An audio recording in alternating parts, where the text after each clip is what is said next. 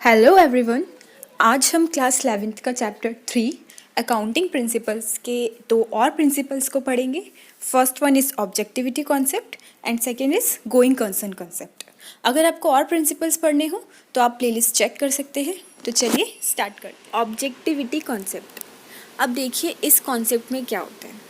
This concept required that accounting transactions should be recorded in an objective manner. इस concept के accordingly हम जो भी ट्रांजेक्शन्स को रिकॉर्ड करते हैं अपने बुक्स ऑफ अकाउंट्स में, ठीक है, उसको आप एक ऑब्जेक्टिव मैनर में करोगे। अब ऑब्जेक्टिव मैनर मतलब free from personal bias of either management और the accountant who prepare the accounts. अब इसमें मतलब ये है आपका कि आप कुछ भी चीज़ को रिकॉर्ड करोगे, ठीक है, तो आपके पास उस चीज़ का एक वेरीफाइबल प्रूफ चीज़ होनी चाहिए, ठीक है। जैसे हम कुछ भी चीज़ को परचेज़ करते हैं तो इन रिटर्न वो हमें स्लिप देते हैं ना, तो वो उनके पास एक प्रूफ है कि हाँ ये चीज़ को मैंने इतने का बेचा है, ये रही इसकी रिसीप्ट, ठीक है, जो शॉपकीपर के पास होगी। तो वही होगा उसका वेरीफाइबल ऑब्जेक्टिव। तो इसमें क्या होता है, अब पर्सनल बायस से चीज़ बच जाती है। कैसे? अब मैं कोई बुक सेलर है, वो बुक 500 रुपीज़ की है, आप नॉर्मली सबको 500 की सोल्ड आउट कर रहे हो।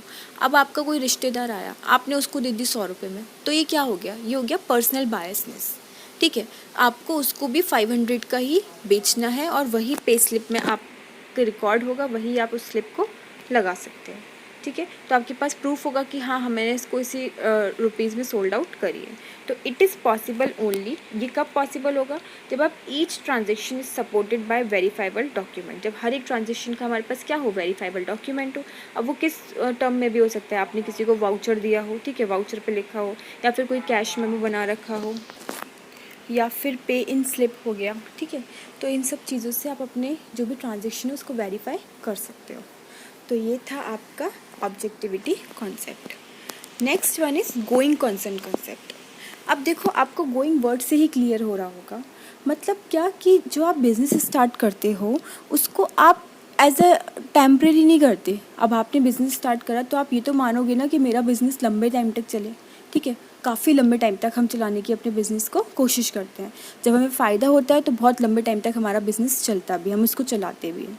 तो एज़ पर दिस कॉन्सेप्ट, इस कॉन्सेप्ट के अकॉर्डिंगली आप ये अज्यूम कर लेते हो कि आपका जो बिज़नेस है वो कंटिन्यू बहुत लंबे टाइम तक चलेगा फ्यूचर में, ठीक है। हर कोई यही सोच के चलता है कि हमें काफ़ी प्रॉफिट होगा और हमारा बिज़नेस काफ़ी अच्छा चलेगा और बहुत लंबे टाइम तक चलेगा, ठीक है। तो इस कॉन्सेप्ट के अकॉर्डिंगली क्या होता है कि हम जो रिकॉर्ड करते हैं फिक्स एसेट्स को एट देयर ओरिजिनल कॉस्ट, उसकी ओरिजिनल कॉस्ट पे रिकॉर्ड करते हैं, और depreciation is charge on these assets, उन पे डेप्रिसिएशन भी चार्ज होता है without reference to their market value.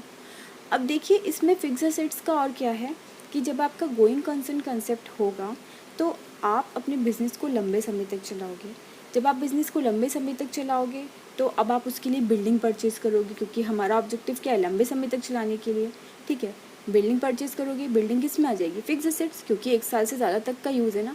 अब अगर मैं आपसे अभी बोलूँ कि आपको कोई बिज़नेस करना है 2-4 महीने के लिए, तो क्या आप उसके लिए बिल्डिंग खरीदोगे? नहीं, ना ही आप उसके लिए फर्नीचर खरीदोगे, आप रेंट पे ले लोगे। तो क्या वो आपके फिक्स एसेट्स हुए? नहीं, ठीक है। तो फिक्स एसेट्स हमारे कब आएंगे? जब हमारा बिज़नेस कैसा होगा? गोइंग कंसर्न कंसेप्ट, मतलब हमारा बिज़नेस का मोटिव है कि हम काफ़ी लंबे समय तक चलाएंगे। तो ये आपके 2 प्रिंसिपल्स आज हमने डिस्कस करे। आपके यहाँ पे प्रिंसिपल्स एंड होते हैं। अगर आपको और प्रिंसिपल्स देखनी हो तो आप प्लेलिस्ट चेक कर सकते हो। होप आपको वीडियो अच्छा लगा होगा। अगर आप चैनल के साथ जुड़ना चाहते हैं तो प्लीज़ चैनल को सब्सक्राइब कीजिए, वीडियो को लाइक कीजिए और अपने फ्रेंड्स के साथ शेयर कीजिए। Thank you for watching. Bye bye, take care.